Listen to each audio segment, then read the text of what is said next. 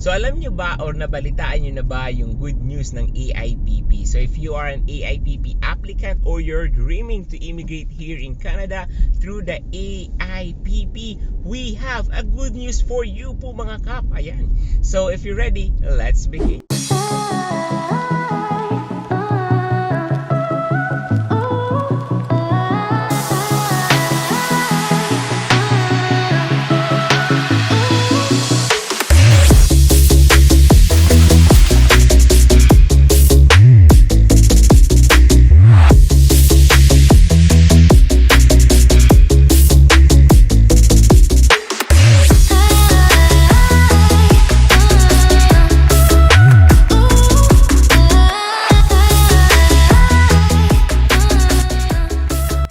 What's up mga kap, and welcome again to our When in Halifax KAPmunity, your community here in Canada. So if you're dreaming to immigrate here in Canada, you are in the right community, because here in When in Halifax KAPmunity, we provide free information for you. We give updates, and hindi lang yan, we have a Q&A live stream every Friday 11 p.m. Halifax time. That will be Saturday 11 a.m. if you are in the Philippines. But anyway po mga kap, if this is your first time, consider to subscribe and on the notification. So anyway, let's go to our topic. What is the good news that we have for the AIPP? Ano ba ang magandang balita na meron tayo sa AIPP? The first thing po mga kap, no, if this is your first time to hear about the Atlantic Immigration Pilot Program, meron po siyang expiration.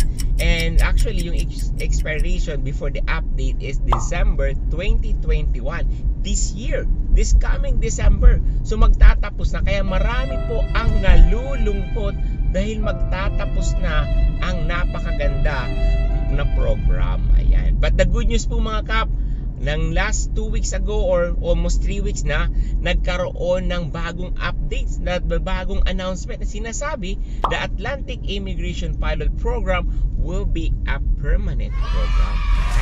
Ibig sabihin ko ay hindi na po magtatapos ang program, because it's already a permanent program. Atlantic Immigration Pilot Program will not be a pilot, but it will be a permanent program. So that's a very good news po mga kap, because kung hindi ka pa nakakapaghanap ng designated employer or nahihirapan ka maghanap ng designated employer, then you have a very good chance now, because permanent na ito.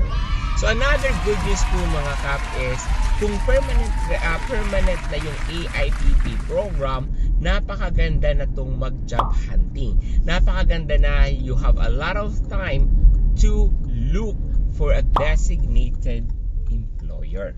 Ayan. So the question now is, paano po ba maghanap ng designated employer, at ano yung mga tips and tricks natin dyan, Kap Joey, kung para makapaghanap tayo ng designated employer?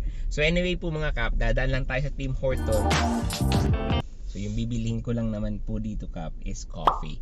So usually I have a black coffee po mga kap, and no sugar. But ngayon po mga kap, parang feeling ko nagugutom ako, no? And at the same time, I need more energy kasi gagawa ko ng video. So I'm going to order double.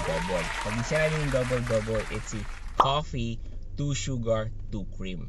Pero pag gusto mo mag-order without sugar, it's just say black.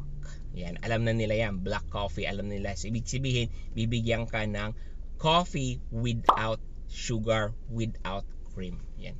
So side story lang habang bibili tayo ng coffee. At the same time po mga kap, no, at least ma-experience po ninyo na paano ba mag-order ng coffee dito sa Tim Hortons. And ano ba yung Tim Hortons, di ba? So, yan.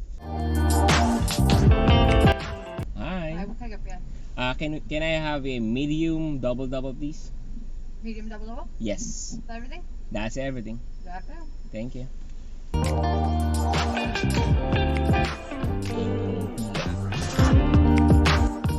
Ano ba yung Tim Hortons, no? Tim Hortons po mga kap, ito po yung parang parang Jollibee or McDonald's sa Pilipinas, na everywhere left and right dun may makikita ka na Jollibee. So dito po mga kap, Tim Hortons. So very well known po ito sa coffee. Ito yung parang sabihin na natin competition ng Starbucks. Kung sa Amerika, left and right ang Starbucks, dito naman left and right ang Tim Hortons. One thing that I notice here po mga kap is pag breakfast, mas mahaba ang time, mas mahaba ang pila sa drive-thru pag breakfast, because most of the locals, what they do is drive-thru sila ng breakfast, ng breakfast dito sa Tim Hortons. So that's what they do. Pero ako mga kap, I'm going to Dartmouth, so sa tawid tayo ng bridge, I'm going to my client. That's why kailangan ko ng coffee para hindi antokin sa drive. It's just 5-10 minutes drive, pero highway yon, so medyo malayo-layo din. So medyo malapit na tayo. So ideally mga kap, for the COVID, dapat tap yung yung pagbayad mo. But my debit card, wala siyang tap, so kailangan ko mag-enter ng PIN. Pero most of the people nowadays, pag nagbabayad, are cashless. So if you're coming here in Halifax or Canada, dapat i-prepare mo din niya magbayad or try to learn how to pay or how to use credit card or debit card, 'di ba? Kasi sa Pilipinas more on cash, 'di ba? So anyway. Hi. Coffee double. Debit please. Thank you.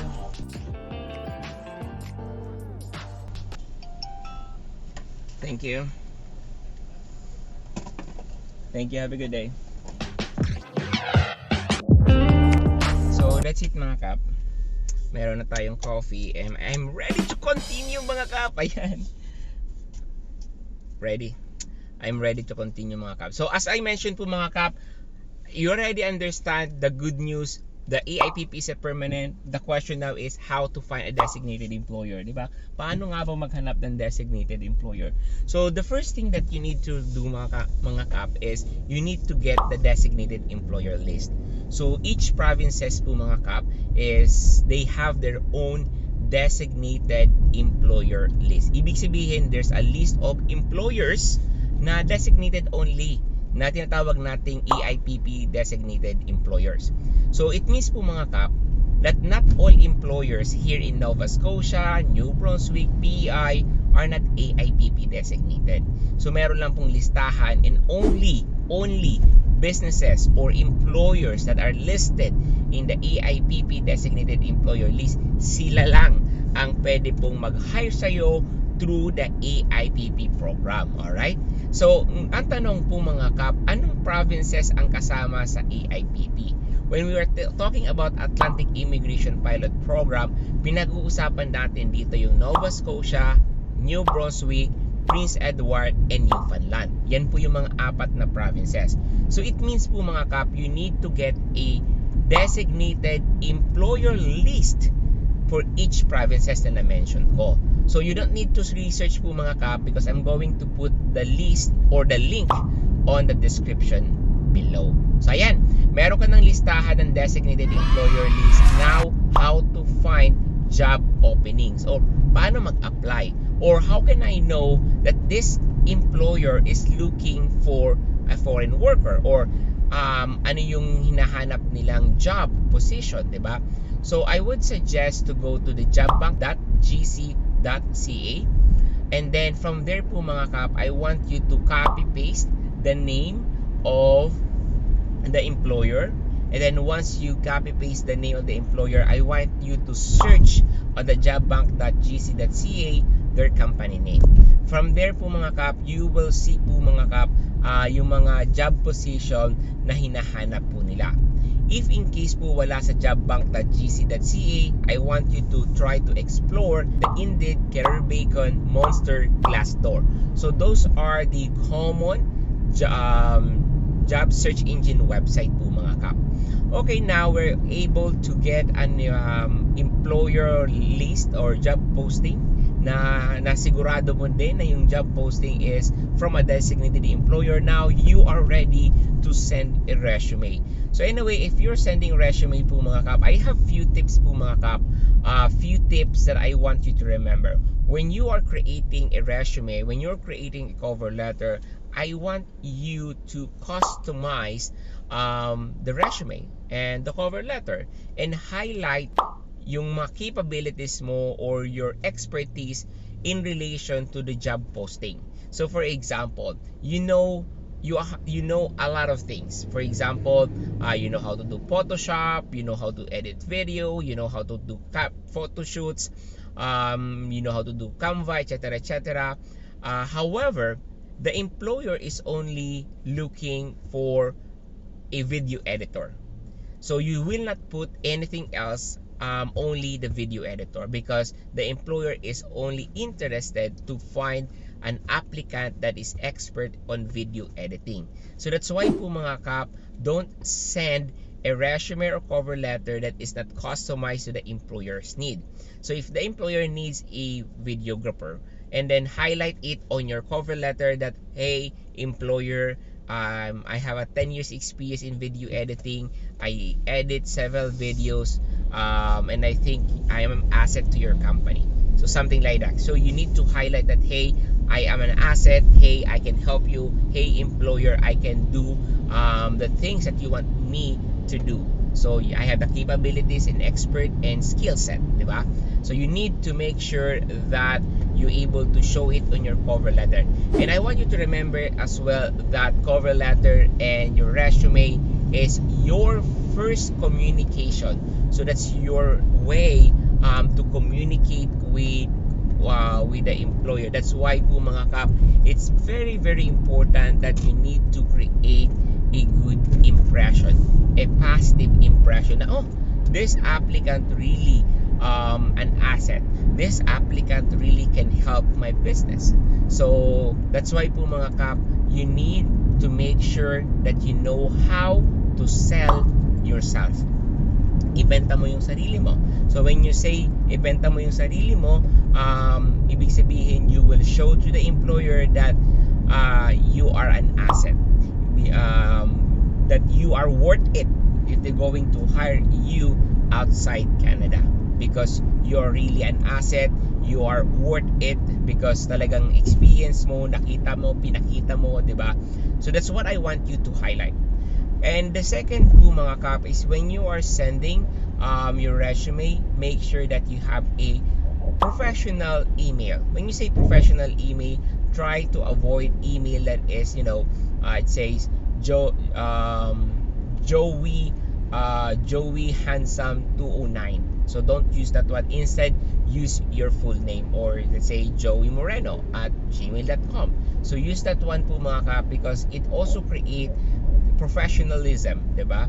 And of course, grammar, you need to check the grammar. So if you are explaining to the employer about your skill sets, your expertise, you need to explain it well and show to the employer that you can communicate into written. And during the interview, you show to them that you can communicate through the English.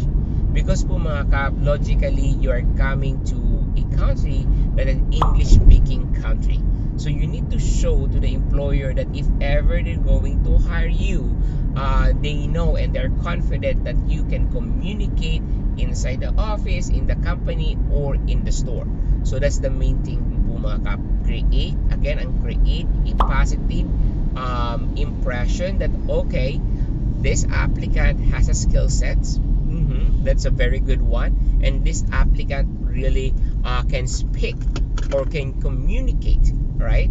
So that's a very good positive feedback. And the last thing that I want you to remember when you are looking for a designated employer is to create a good positive social media account. If you're trying to look for a designated employer, try to fix your social media.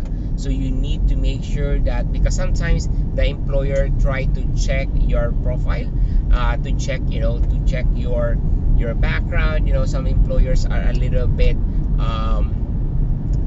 because some employers, they try to investigate, so they want to know you more, so that's why they check your social media. And at the same time, try to avoid like negative feedback, like try to when you are sharing some posts, make sure that it will not give a negative impact to your personality, right? So try to avoid, like, okay, politics, try not to avoid give some bad words, so give a good impression that, okay, this person is a really nice person, and at the same time, he or she is very professional, and of course communicate with English is very well, because the employee can see it from the post that you are creating. And the last point, our tips in terms of social media, is the LinkedIn. So I want you also to create a LinkedIn and try to do a professional headshots, so that they will give you a very good impression as well. So that's it for my tip on how to find a designated employer. You need to create a good impact. You need to create positive feedback from the employer. So make sure that you have a good resume, cover letter, and social media. That's it for tonight, mga kap. Maraming salamat for tuning in, and don't forget to like, share, and subscribe, and see you in our next video.